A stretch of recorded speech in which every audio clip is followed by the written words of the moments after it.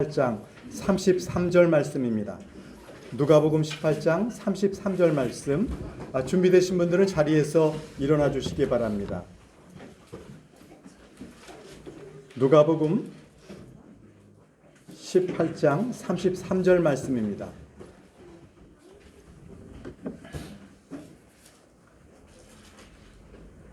네, 준비되셨으면 함께 읽겠습니다. 시작. 그들이 그를 채찍질하고 죽일 것이요 셋째 날에 그가 다시 일어나리라 하시되.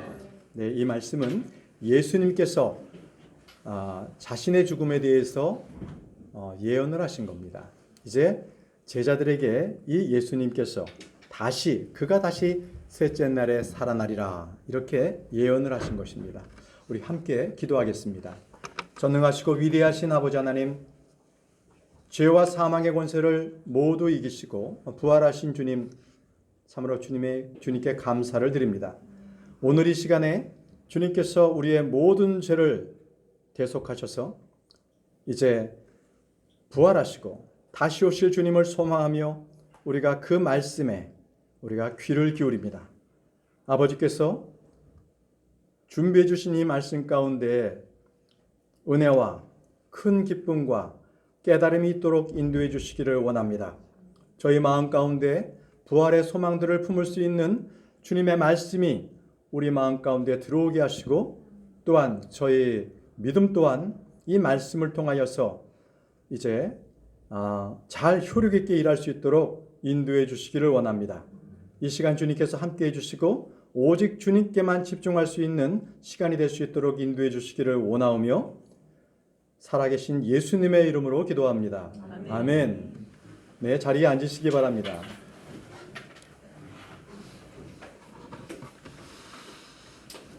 자, 오늘은요, 대부분 교회에서 부활절 절기로 지키는 날입니다. 부활절 절기로. 부활절은 주님께서 죽음에서 부활하신 사건을 기념하는 날로요.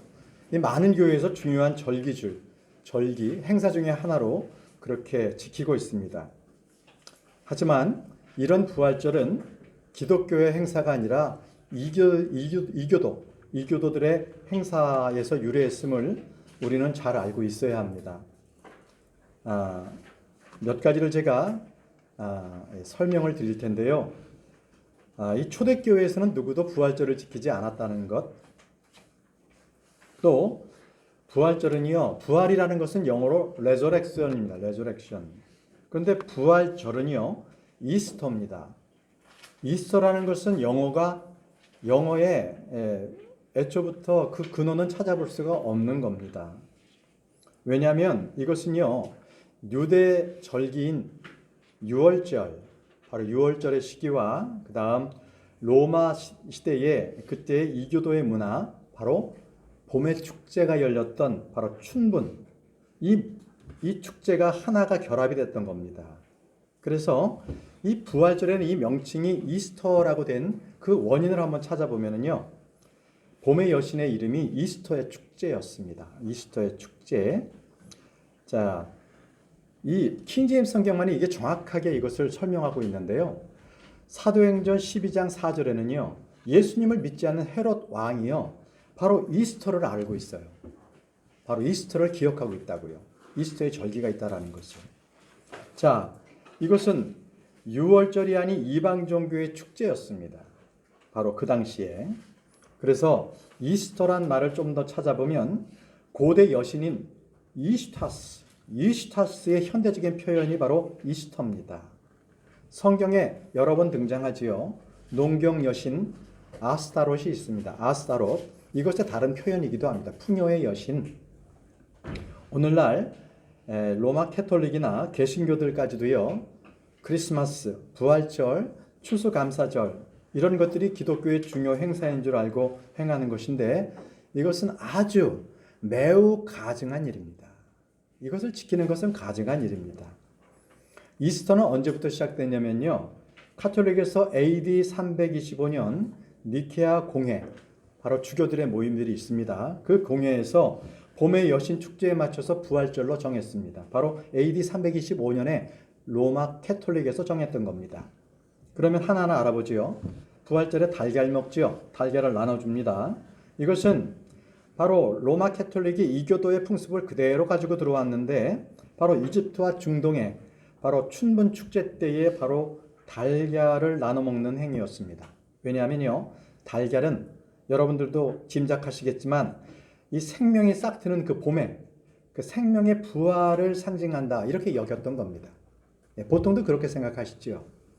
달걀을 깨면 거기서 생명이 나온다 이렇게들 이해들 하고 계시는데 그게 성경적인 그런 풍습이 아니라 관습이 아니라 바로 이교도의 풍습이었다는 겁니다.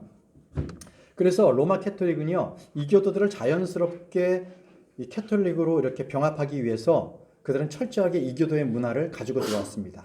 예를 들어서 우리나라에 제사 지내는 거 있잖아요. 천주교는 오케이입니다. 괜찮다는 거예요. 그러니까 합방으로 다 그냥 그냥 다 그냥 섞어서 다 신이다 이렇게 여겨지고 있는 겁니다. 그래서 이 캐톨릭에서는요, 이 여신 다이아나가 있거든요. 이 다이아나를 마리아로 이렇게 바꿨어요. 싹. 그리고 그렇게 하면서 아스타롯을 숭배하던 그 이스터 이것을 부활절로 이렇게 바꿔버린 거죠. 또 여러분 토끼하면 부활절 하면 생각나는 게 자주 토끼가 등장합니다.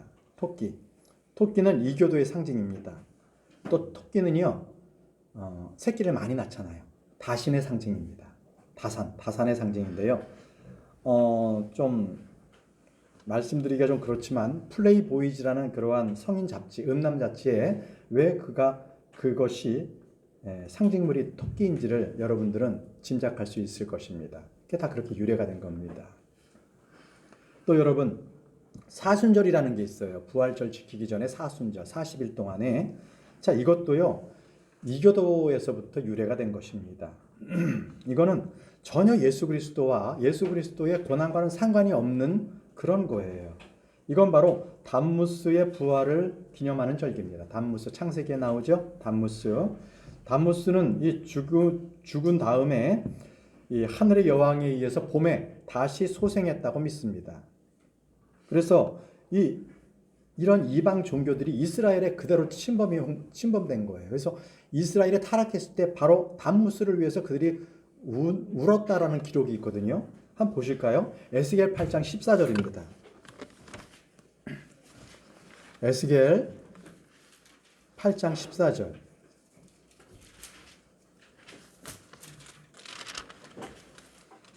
그때 그분께서 나를 데리고 북쪽을 향한 주의 집 문의 입구에 이르셨는데 보라 거기에 여자들이 앉아서 담무스를 위해 슬피 울고 있더라. 이스라엘 백성들이 담무스를 위해서 슬피 울고 있다는 거예요. 이교도에 그러한 그 신이 들어온 겁니다. 이 바벨론 풍속입니다. 이건 이 사순절이 담무스가 부활하기 전에 이 40일 동안의 이 금식 기간을 둔 거예요. 바로 그 백성들이.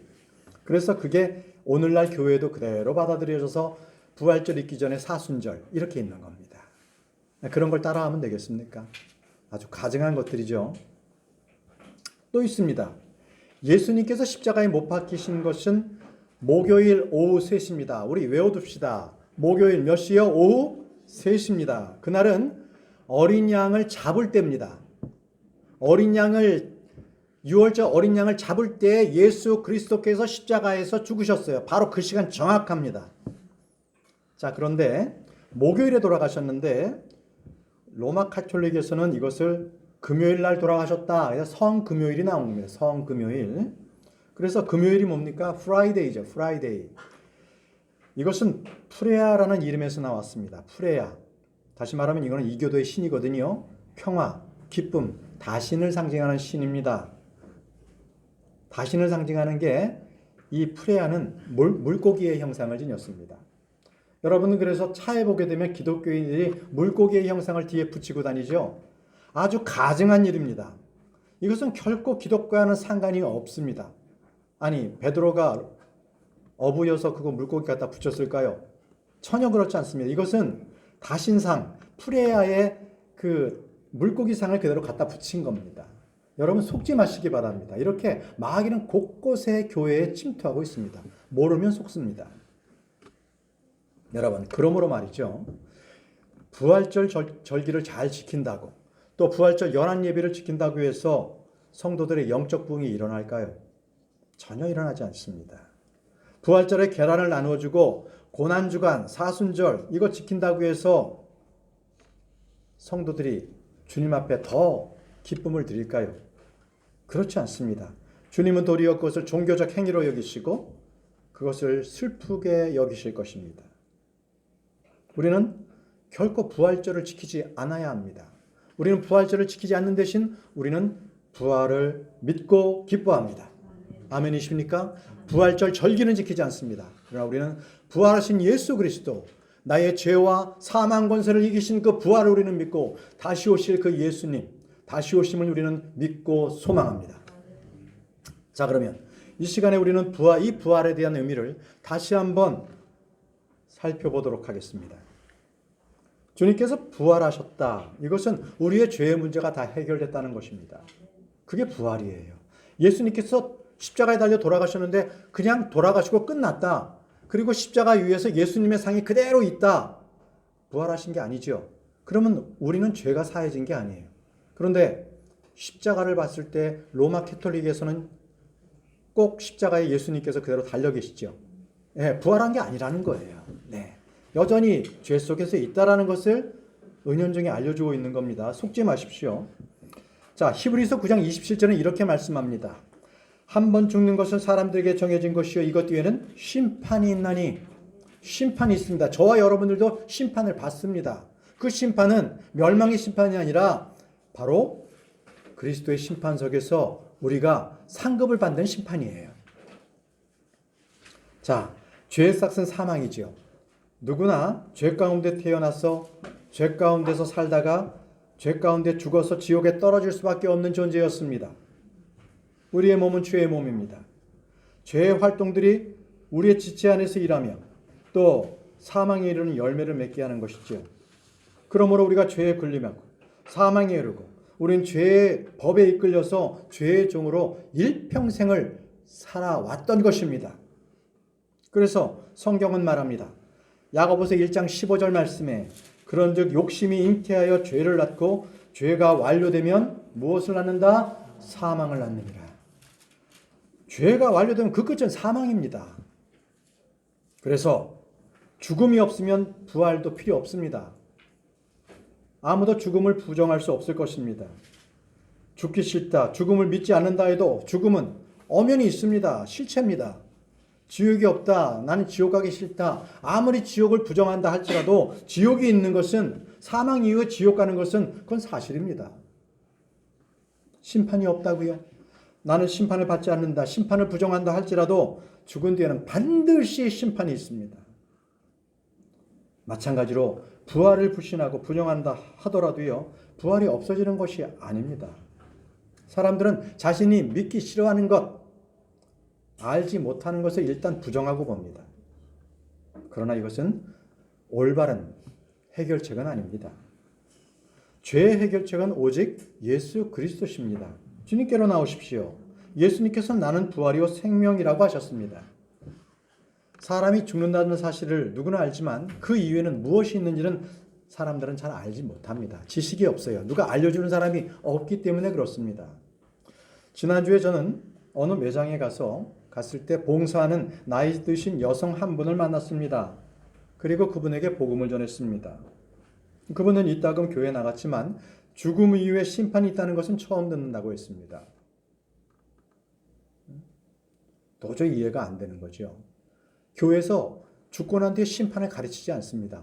저도 킹제임스 성경을 알기 전에는 구원받은 자가 심판받는 줄을 몰랐습니다. 킹제임스 성경을 읽고 깜짝 놀랐습니다. 아니, 믿는 자도 심판을 받는다? 깜짝 놀랐습니다. 예. 요즘 교회에서는 심판에 대해서 정확히 가르쳐주지 않습니다. 그렇지만요, 성경은 죽음과 그 이후에 있을 심판에 대해서 정확하게 말씀해주고 계십니다. 또 성경은요, 사후 세계에 대해서, 지하에 있는 세계에 대해서, 그리고 하늘에 있는 것들, 하늘과 땅 아래에 있는 지옥을 만드신 그 하나님께서 직접 모든 것을 말씀해 주시고 그 모든 것들을 설명해 주시고 계십니다. 그래서 주님께서는요, 우리 주님은 하늘에 계셨고 이 땅에 오셨고 그분께서 직접 지옥에 내려가셨습니다. 우리 예수님은 지옥에 내려갔다 오신 분이십니다.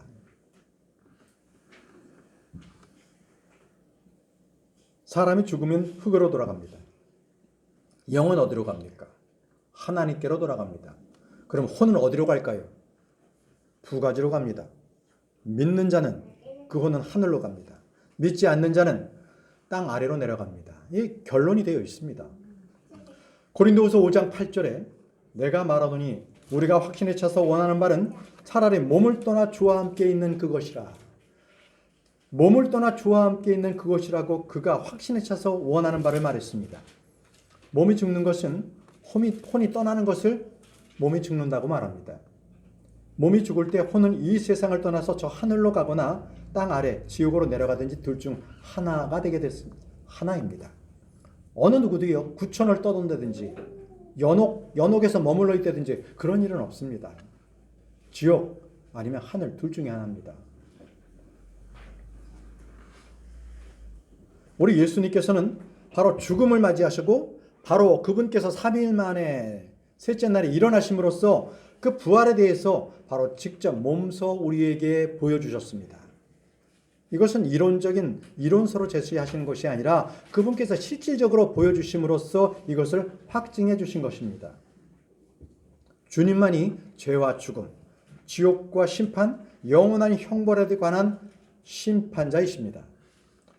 자, 고린도전서 15장 3절과 4절 말씀, 우리 오늘 윤요한 윤사랑 어린이가 암송했던 말씀입니다. 고린도전서 15장 3절과 4절 말씀 우리가 함께 보도록 하겠습니다. 내가 또한 받은 것은 무엇보다 먼저 너희에게 전하였노니 이것은 성경 기록대로 그리스도께서 우리 죄들로 인하여 죽으시고 묻히셨다가 성경 기록대로 셋째 날에 다시 살아나시고, 자, 우리 죄들로 인하여 죽으시고 묻히셨다가 성경 기록대로 셋째 날에 다시 살아나시고, 이것이 바로 성경이 말씀하시는 복음입니다. 복음의 핵심을 지금 고린도전서 15장 3절에서 4절 말씀에 기록해 놓고 계십니다. 이것은 사도 바울이 주께 받은 복음입니다. 그 복음을 나의 복음, 은혜의 복음, 그리스도의 복음이라고 말했습니다. 누구든지요, 이 말씀을 기억하고 헛되이 믿지 않았으면 그는 이 복음으로 구원을 받습니다. 그러므로 주 예수 그리스도를 믿는 것이 죄와 지옥, 심판에 대해서 유일한 해결책인 것입니다. 고린도전서 15장 2절 말씀을 보십시오. 너희가 만일 내가 너희에게 선포한 것을 기억하고 헛되이 믿지 아니하였으면 또한 그 복음으로 무엇을 받았느니라?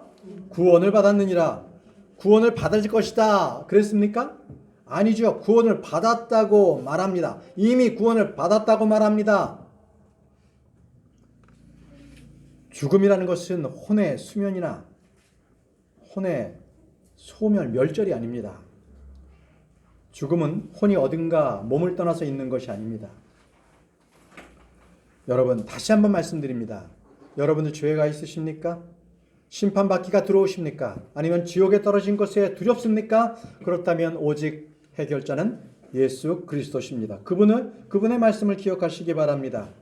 그 말씀대로 여러분 믿으시면 됩니다.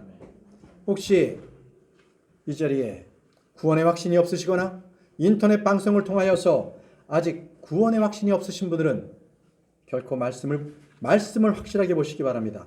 결코 자신의 느낌이나 감정이나 체험 따위에는 결코 여러분들 의지하지 않으시기 바랍니다. 중요한 것은 내가 지금 예수 그리스도를 믿고 예수 그리스도께서 나의 죄로 인하여 죽으시고 묻히셨다가 셋째 날에 다시 일어나셨다. 바로 이 믿음이 필요합니다. 예수님께서는 성경 기록대로 우리의 죄들로 인하여 죽으셨습니다. 로마서 5장 6절에 우리가 아직 힘이 없을 때에 그리스도께서 정하신 때가 되어 경건치 아니하는 자들을 위하여 죽으셨느니라. 예수님은 정하신 때가 되어 경건치 아니한 자들을 위해서 죽으셨습니다. 예수님의 죽으심은 성경 기록에 따른 죽음입니다. 예수님의 죽음은 하나님의 뜻에 의해서 죽으신 것입니다. 우리를 위해서 죽으신 죽음, 바로 그것이 예수님의 죽음인 것입니다. 예수님은 죄에 대하여 한 번 죽으시고 다시 부활하신 분이십니다. 로마서 6장 10절 말씀에 그분께서는 죽는 것을 통해 친히 죄에 대하여 단 한 번 죽으셨으나 살아계심을 통하여 친히 하나님께 대하여 살아 계시나니.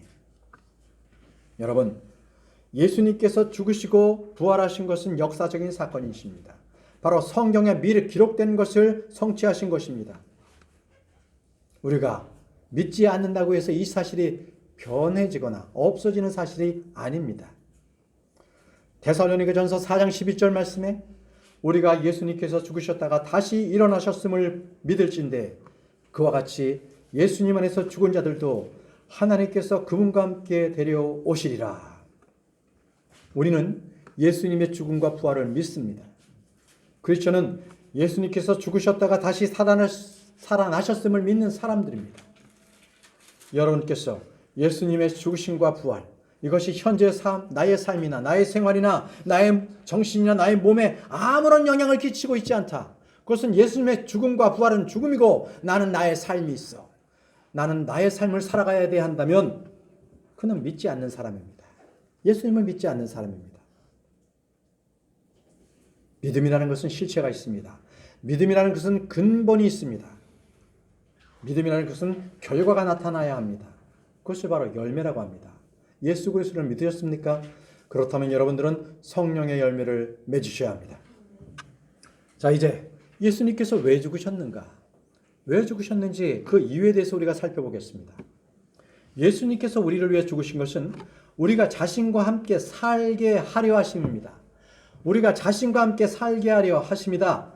데살로니가전서 5장 10절 말씀에 그분께서 우리를 위해 죽으셨으니 그것은 우리가 깨어 있든지 자고 있든지 자신과 함께 살게 하려 함이라. 자신과 함께 살게 하려 함이라. 그분의 죽음은 우리를 죄의 법, 죄의 권능, 죄의 소욕으로부터 해방시켜 주셨고요. 죄의 종으로서 살지 않도록 해주셨습니다. 그러므로 우리는 이제 예수님과 함께 영적인 삶, 믿음의 삶, 승리의 삶을 살게 된 것입니다. 또 예수님께서 우리를 위해 죽으신 것은 우리가 그분을 위해 살게 하려 함이십니다. 누구를 위해? 그분을 위해서. 고린도후서 5장 15절 말씀에 그분께서 모든 사람을 위해 죽으신 것은 살아있는 자들이 이제부터는 자기들을 위해 살지 아니하고 오직 자기를 위해 죽었다가 다시 살아나신 분을 위해 살게 하려 함이니라. 예수님은 우리를 위해 죽으신 것은 우리가 이제부터는 자기를 위해서, 자기 자신을 위해서 살지 않고 주를 위해 살게 하기 위함이라고 말씀하고 계십니다. 그렇다면 구원받은 여러분들은 누구를 위해 살고 계십니까?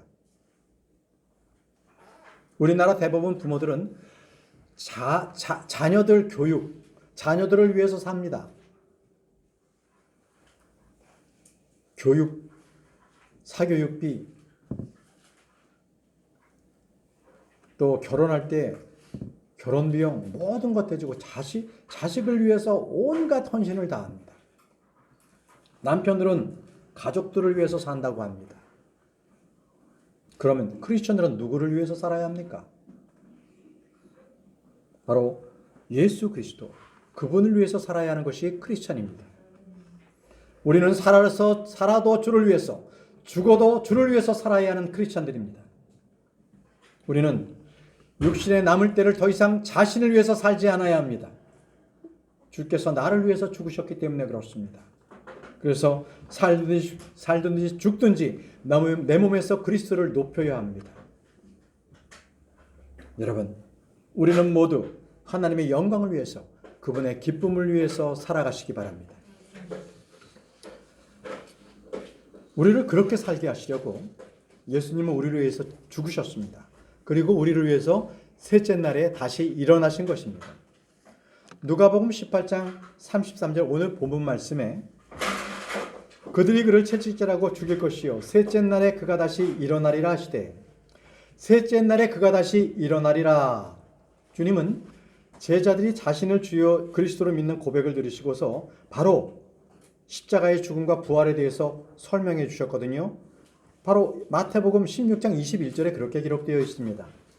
그때부터 예수님께서 자기가 반드시 예루살렘으로 가서 장로들과 수제사장들과 서기관들에게 많은 일들로 고난을 당하고 죽임을 당하며 셋째 날 다시 일으켜질 것을 자기 제자들에게 보이기 시작하시니 셋째 날 다시 일으켜질 것을 자기 제자들에게 보이기 시작하시니 그런데 이 얘기를 들은 제자들은요.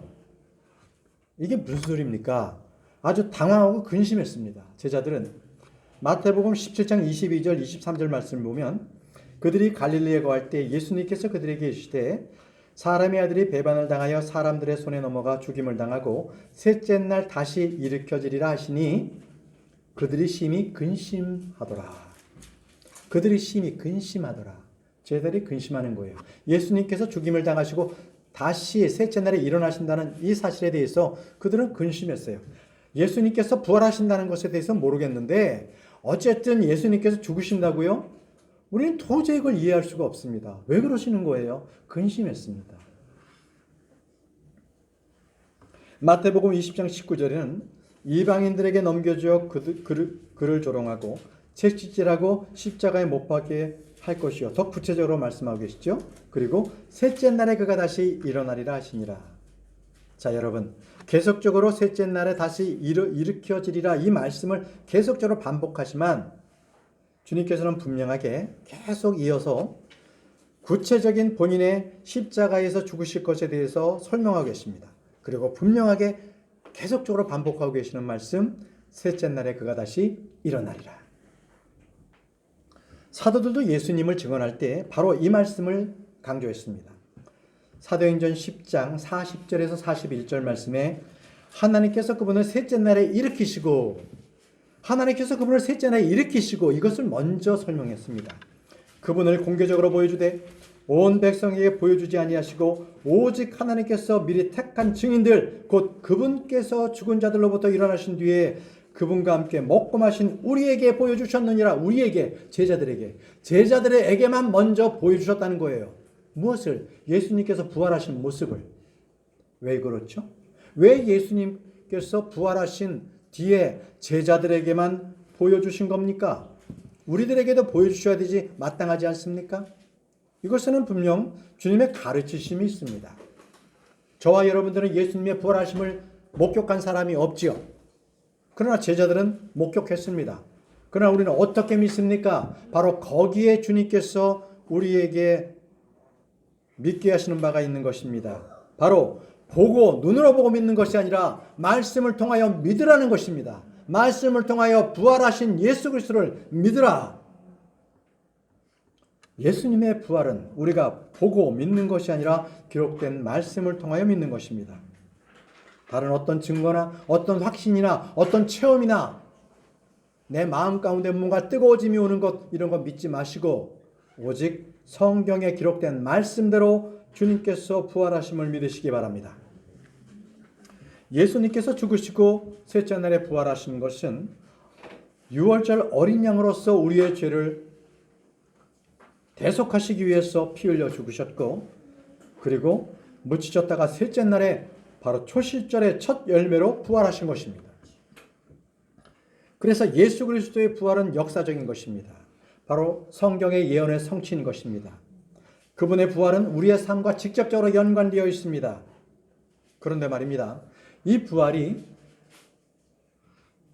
없으면 어떻게 됐을까요? 말씀대로 부활이 일어나지 않았어요. 천주교에서 십자가에서 그 문양대로 예수님께서 십자가에 그냥 달려 계시는 거예요.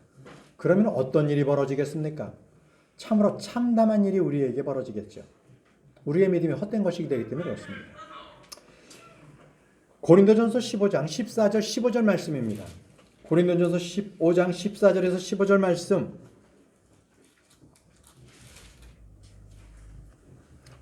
또 그리스도께서 일어나지 아니하셨으면 우리의 선포하는 것이 헛것이요 또 믿음도 헛것이요 참으로 우리가 하나님께 대한 거짓 증인으로 드러나리니 이는 우리가 그분께서 그리스도를 일으키셨다고 하나님에 대해 증언하였기 때문이라. 만일 죽은 자들이 일어나지 아니하면 그분께서 그리스도를 일으키지 아니하셨느니라. 여기서 그분은 하나님이십니다. 오늘날 많은 사람들이 예수라는 이름, 그분의 죽으심, 그분의 부활에 대해서는 그냥 종교적인 허구, 상상, 지어난 얘기 정도로 치부해버리는 자들이 참으로 많습니다. 신자와 불신자의 차이가 무엇입니까? 말씀을 기록된 대로 믿는 자들이 신자고 거짓으로 믿지 않는 자들이 불신자입니다. 그러면 예수 그리스도께서 부활이 사실이라면 우리는 모두 거짓을 믿고 속는 자들이 되고 맙니다. 자, 고린도서 15장 17절 18절 말씀을 보십시오. 또 그리스도께서 일으켜지지 아니하셨으면 너희 믿음이 헛되고 너희가 여전히 너희 죄들 가운데 있으며 따라서 그리스도 안에서 잠든 자들도 멸망하였느니라. 예수님께서 부활하지 아니하시면 우리의 죄의 권세, 우리는 거기에서 노임을 받지 못하고 계속적으로 그 종로로 탈 수밖에 없는 존재들인 것입니다. 그렇기 때문에 예수님의 부활이 없다면 우리의 믿음은 헛된 겁니다. 거짓입니다. 우리가 여전히 죄 가운데 살고 있기 때문에 그렇습니다.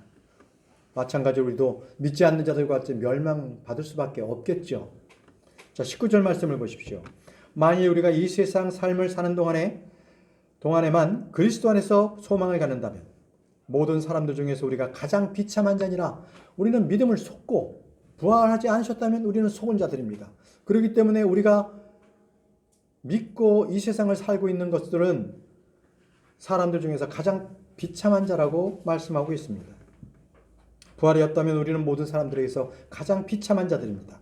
부활이 없다면 이 자리에 있는 저와 여러분들은 가장 비참한 자들일 것입니다. 그렇다면 여러분들에게는 이 부활의 소망이 있으십니까?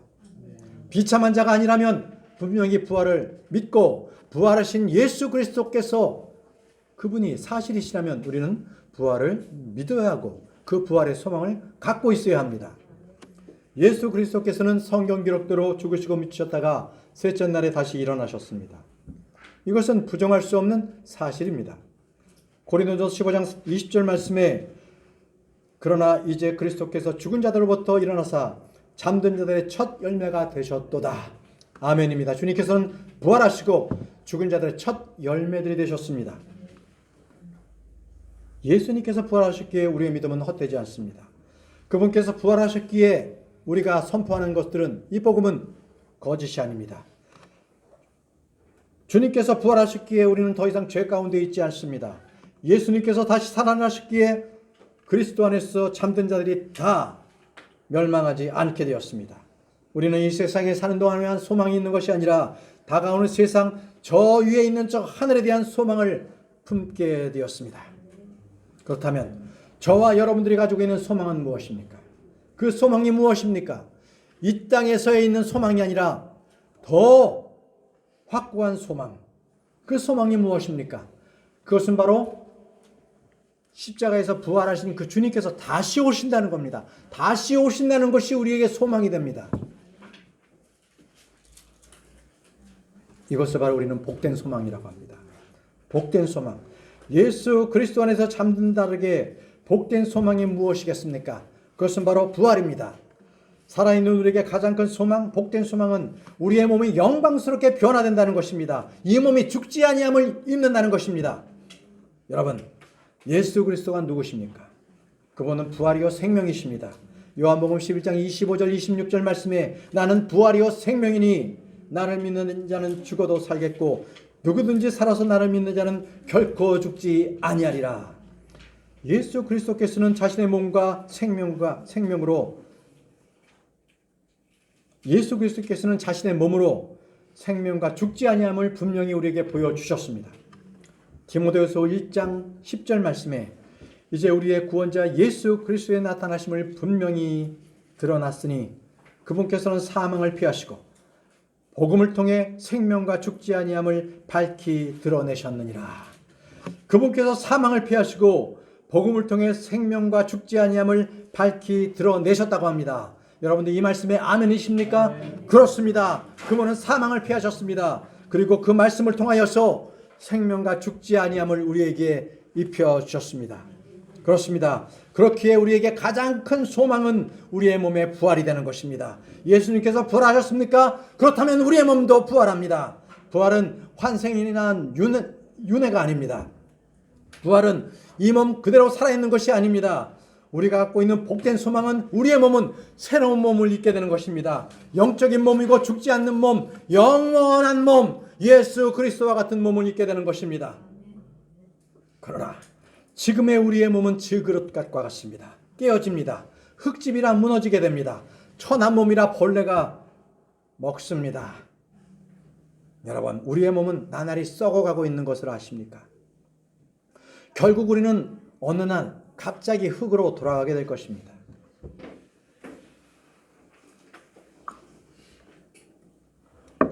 저는 지난주에 한 장의 부고장을 받았습니다. 회사 입사 동기가 죽었다는 소식이었습니다. 지난 연말에만 해도 내가 그 친구하고 통화를 했습니다.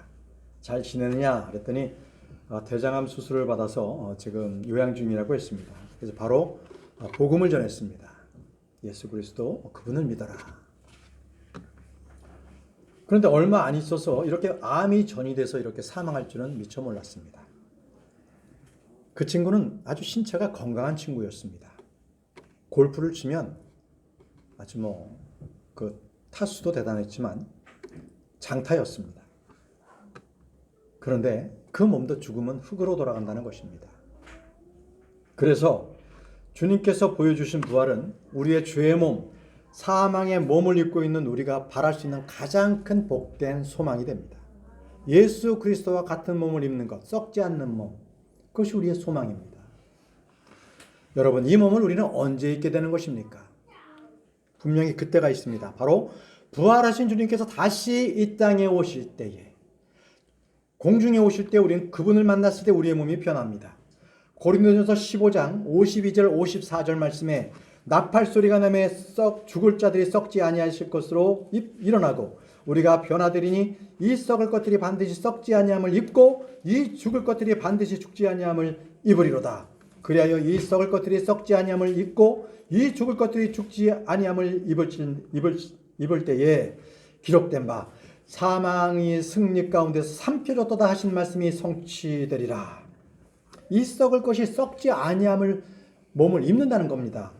바로 주님께서 공중재림하실 때에 그때 사망이 승리 가운데 삼켜졌도다. 바로 이 말씀이 성취된다는 것입니다. 부활은 생명의 사망이 끝나고 이 생명이 사망을 끝내버리고 바로 삼켜버리는 바로 승리의 날입니다. 그것이 바로 부활입니다. 살고 있는 것이 언젠가는 죽는다는 것이 세상의 법칙이라면 죽은 것이 반드시 다시 살아난다. 이것이 바로 생명의 법칙입니다. 저와 여러분들은 생명을 가지고 있습니까? 영원한 생명을 소유하고 계십니까? 그러면 저와 여러분들은 걱정하지 마십시오. 우리의 몸은 반드시 다시 살아납니다. 그래서 믿는 자들에게는 부활의 소망이 있는 것입니다. 저 하늘에서 주와 함께 영원히 있게 될 그 소망이 저와 여러분들에게는 있는 것입니다. 그래서 믿는 자들은 결코 둘째 사망의 해를 입지 않습니다. 둘째 사망의 해를 우리는 입지 않습니다. 왜? 우리는 이미 십자가에서 달려주신 예수 그리스도 바로 그분께서 죽었을 때 우리의 옛사람도 못 박혀 죽었기 때문에 다시 한번 우리는 죽음을 경험하지 않습니다. 계시록 2장 11절 말씀을 보십시오. 계시록 2장 11절 말씀.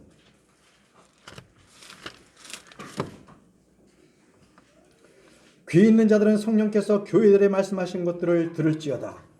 이기는 자는 둘째 사망에서 해를 입지 아니하리라. 이기는 자 누굽니까? 예수 그리스도를 믿는 자들입니다. 여기서 믿는 자들은 이기는 자들이요 정복자들이요 그들은 더 나은 자들입니다. 우리에게 있어서의 소망은 바로 예수 그리스도, 바로 그분의 형상을 입게 되는 것입니다. 바로 그것을 입는 것이죠. 바로 우리의 새로운 몸을 입는 것, 새 사람이 되는 것입니다. 우리는 하늘에 속한 사람, 영에 속한 사람, 그리고 주님과 같은 형상을 입게 되는 것입니다. 이것이야말로 우리가 가지게 되는 가장 큰 소망인 것입니다. 고린도전서 14장 47절 49절 말씀에 첫사람은 땅에서 나서 땅에 속하거니와 둘째 사람은 하늘로부터 나신 주시니라. 땅에 속한 자들은 또한 땅에 속한 그 사람과 같고 하늘에 속한 자들은 또한 하늘에 속한 그분과 같으니 우리가 땅에 속한 그 사람의 형상을 지닌 것과 같이 또한 하늘에 속하신 그분의 형상을 지니게 되리라. 그렇습니다. 바로 주님께서 부활하심으로써 우리가 갖게 된 소망이 바로 복된 소망. 우리는 하늘에 속한 자들입니다. 우리는 하나님에게서 난 자들입니다. 우리는 하늘에 속하신 바로 그분의 형상을 지니게 된 자들입니다. 이 일이 언제 일어납니까? 주님께서 오시는 날, 대환란 전에 공중재림하실 때 우리가 그분을 만나고 우리의 몸이 변하게 됩니다. 여러분들은 그 믿음으로 사시기 바랍니다. 데살로니가전서 4장 16절 17절 말씀에 주께서 호령과 천사장의 음성과 하나님의 나팔 소리와 함께 친히 하늘로부터 내려오시리니 그리스도 안에서 죽은 자들이 먼저 일어나고 그 뒤에 살아서 남아있는 우리가 그들과 함께 구름들 속에 치어 올라가 공중에서 주를 만나리라. 그래야 우리가 항상 주와 함께 있으리라. 얼마나 놀라운 일입니까? 주의 오심으로써 그리스도 안에서 죽은 자들이 일어납니다. 부활의 몸, 영광스러운 몸으로 일으켜져서 하늘로 들림받습니다. 그 뒤에 살아있는 우리가 공중에 치어 올라가서 공중에서 주를 만나게 될 것입니다. 여러분, 이것은 망상이나 허상이 아닙니다. 하나님의 기록된 말씀, 우리의 생명이신 말씀이 실제 우리에게 주신 사실인 것입니다. 하나님은 내가 앞으로 어떻게 살아야 할지를 말씀해 주셨습니다. 바로 이 땅에서 죽은 자들이나 죽음에 대하여 소망 없는 자들처럼 슬퍼하지 말라고 우리에게 말씀하셨습니다. 데살로니가전서 4장 13절 말씀에 그러나 형제들아 참다는 자들에 대해 관하여 너희가 모르기를 내가 원치 아니하노니 이것은 너희가 아무 소망 없는 사람들 같이 슬퍼하지 아니하게 하려 함이라. 그렇습니다. 하나님께서 우리에게 허망하게 슬퍼하지 말라고 하십니다. 우리는 죽음이 두렵고 슬프지 않습니다. 죽음이 허망하지 않습니다. 이제 우리가 가진 소망은 우리 자신의 미래를 우리는 알 수 있다는 것입니다. 우리는 그것을 알고 믿고 그리고 확신한다는 것입니다. 우리의 미래를 우리는 확신할 수가 있습니다. 그러나 주님을 모르는 사람들은 북극이 녹아서 죽는다. 핵폭탄이 터져서 죽는다. 자연이 변화가 돼서 죽는다. 여러 학설을 쏟아냅니다. 그리고 사람들을 불안해해서 돈을 걷죠. NGO 단체입니다. 그러나 우리는 압니다. 결코 이 세상은 그렇게 멸망하지 않습니다. 멸망하지 않습니다. 대환란 때 그리고 천년왕국 이후에 그리고 새하늘과 새 땅이 올 때 바로 이 땅이 하늘과 땅이 불타 없어집니다. 그때 없어집니다. 우리는 그것을 확실하게 믿고 압니다. 미래를 우리는 아는 사람들입니다. 자, 우리는 그래서 우리가 어디서 와서 어디로 가는지를 우리는 분명히 아는 사람들입니다. 요한일서 3장 2절과 3절 말씀에 사랑하는 자들아 이제 우리는 하나님의 아들들이니라. 우리가 앞으로 어떻게 될지 아직 나타나지 아니하였으되 그분께서 나타나시면 우리가 그분과 같게 될 줄 아노니. 그분께서 나타나시면 우리가 그분과 같게 될 줄 아노니라고 말씀하셨습니다. 이는 우리가 그분께서 계신 그대로 볼 것이기 때문이라.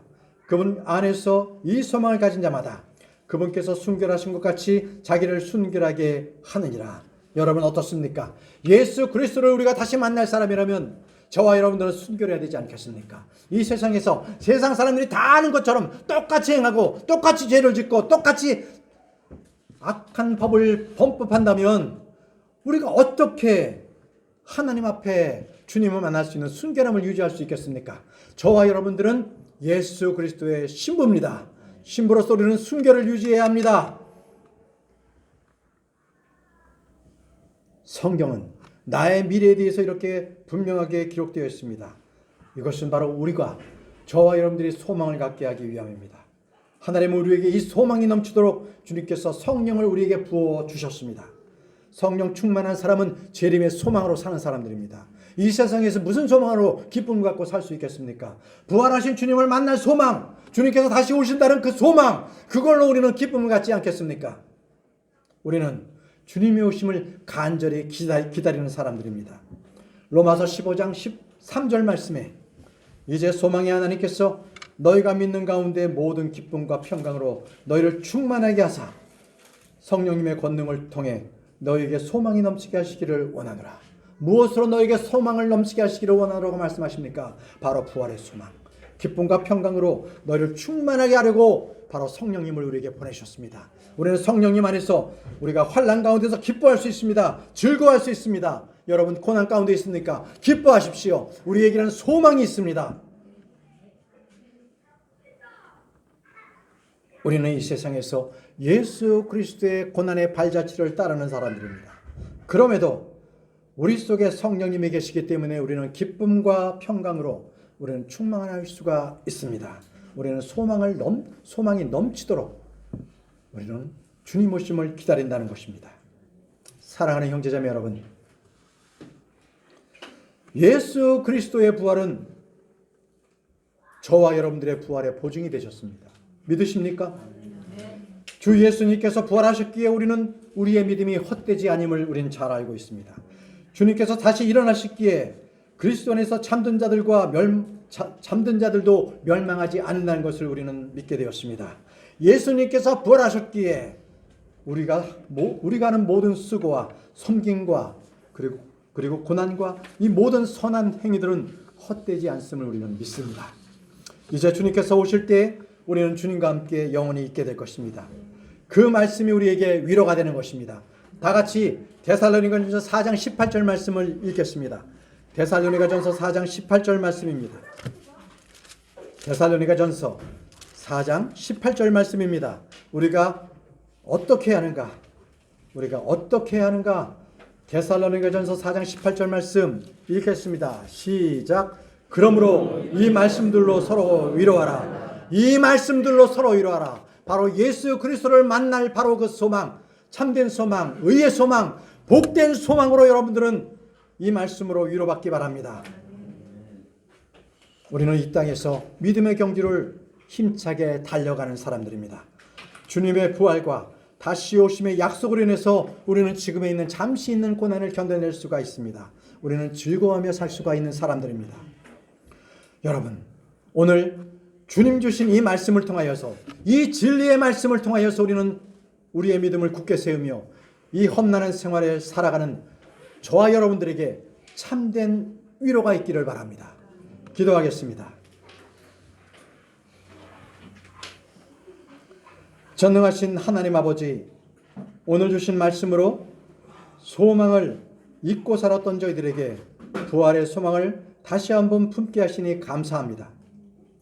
예수 그리스도의 부활하심이 저희에게 산 소망이 되게 하셔서 이제 세상에 나가서 살아가는 일주일 동안 참된 위로와 기쁨 있게 인도하여 주시옵소서. 감사드리오며 부활하신 예수 그리스도의 이름으로 기도합니다. 아멘.